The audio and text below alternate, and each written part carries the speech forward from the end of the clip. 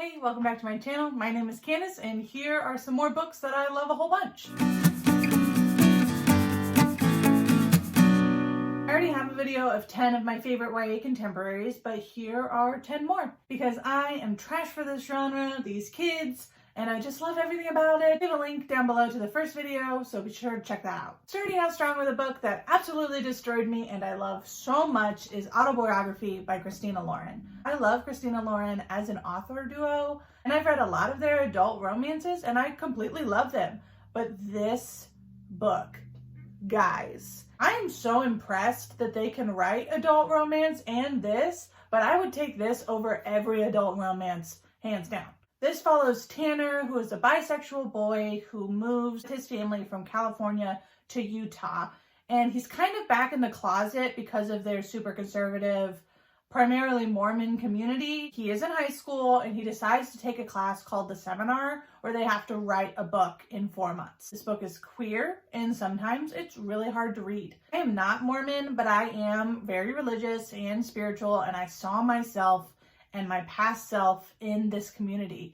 The backdrop of a very conservative, very strict religion is sometimes really hard to read about and really painful to come to terms with, of some of the trauma and damage that that kind of community can do and has done to a lot of people.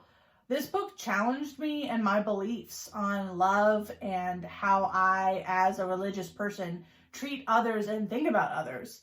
I cried a lot reading this, and for the characters, for how they were treated, for how I've mistreated people in the past, and I cannot recommend this enough.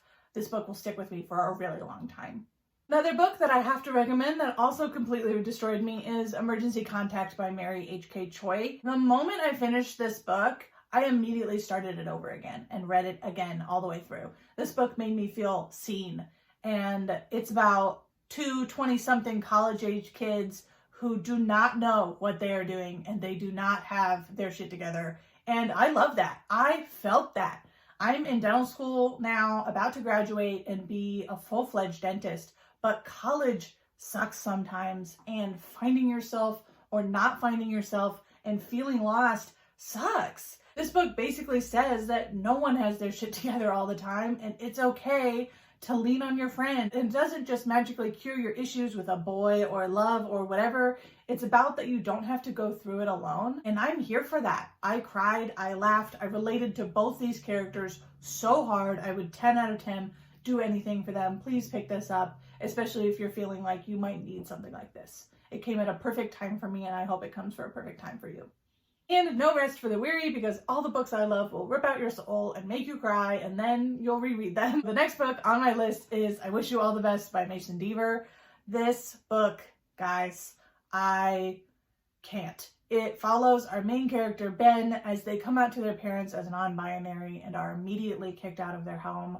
They end up with their estranged sister and just trying to survive their senior year of high school. There's, of course, NB rep, super accurate and relatable anxiety rep, therapy, and queer rep. I was so here for it. The story was so heart-wrenching and so heartwarming. I felt all my feelings with these characters and for them. I loved how it wasn't about fixing anyone or suddenly everything being okay, but it's about trauma and anxiety and identity, and it's just such a powerful story that I cannot recommend enough. Please pick this up if you haven't.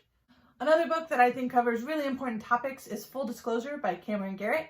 This follows a girl named Simone who has HIV, and no one at her school and none of her friends know about it. We follow her as she navigates directing her school production of the musical Rent and tries to find love, and also struggles with some identity and self-doubt issues, and someone also trying to blackmail her with the knowledge that she's HIV positive. I thought these characters were really well done, really felt like teenagers, so they're stupid and they're flawed and they make dumb decisions and they're messy, but the author handled it really well. I love the friendships and the family relationships in this.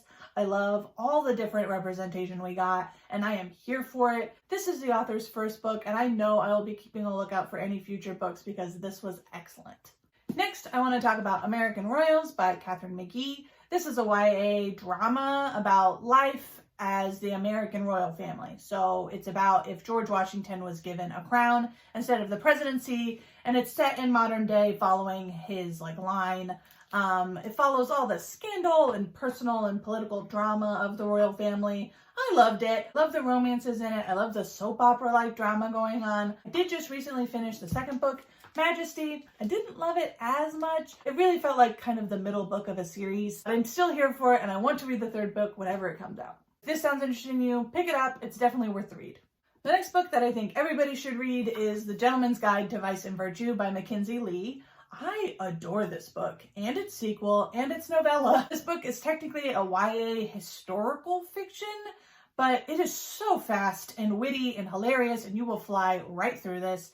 It's set in the 1700s, and we follow Henry Montague, aka Monty, as he goes for his grand tour. It's like a gap year of traveling before taking his duties as heir to the lordship.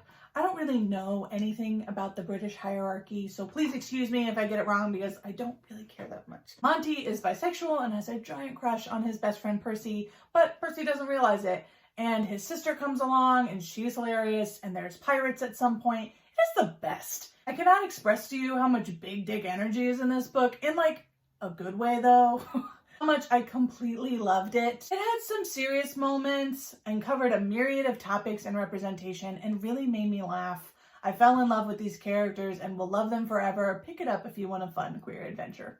Speaking of fun and queer adventures, you should also pick up These Witches Don't Burn by Isabel Sterling. In this, we follow Hannah, who is an elemental witch, meaning she's born into a coven and they all are elemental witches, but that's a secret from like the whole world. And she lives in Salem, Massachusetts, just trying to lay low and avoid her ex-girlfriend, Veronica.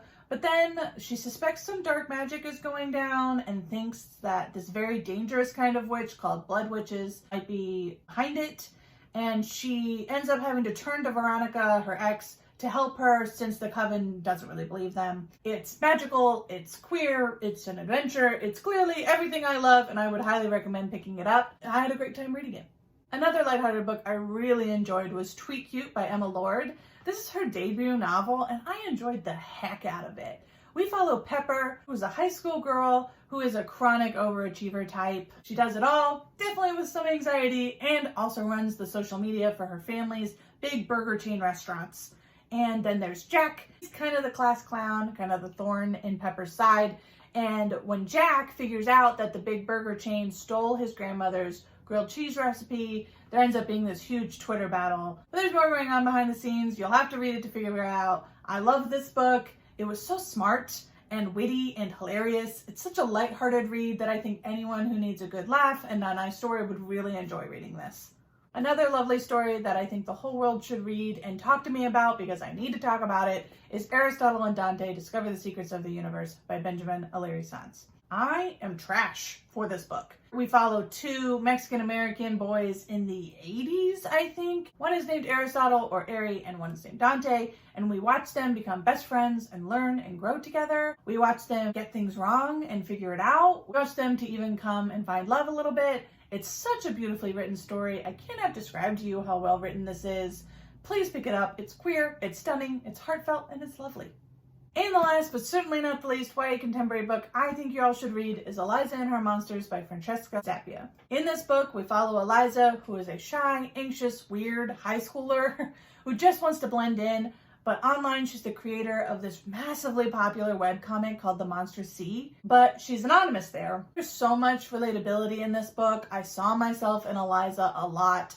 I love how the anxiety and depression was represented. I love the friendships and the online friendships represented because not all friends are in the same geographical area, and that is okay. Romance was so squishy and great. Is it a perfect book? No. Did I love it all the same? Yeah, I really did. And I still recommend it, especially for the anxiety and depression rep. Not all books are for everyone, but this one definitely felt like it was for me. That's 10 more of my most favorite YA contemporary books, and I am dying for everyone to read these and let me know what you thought about them. Let me know down in the comments if you have read any of them already. I want to talk about these forever and ever. And if you can think of any books that I should read based on the ones that I've loved, let me know. And until then, bye!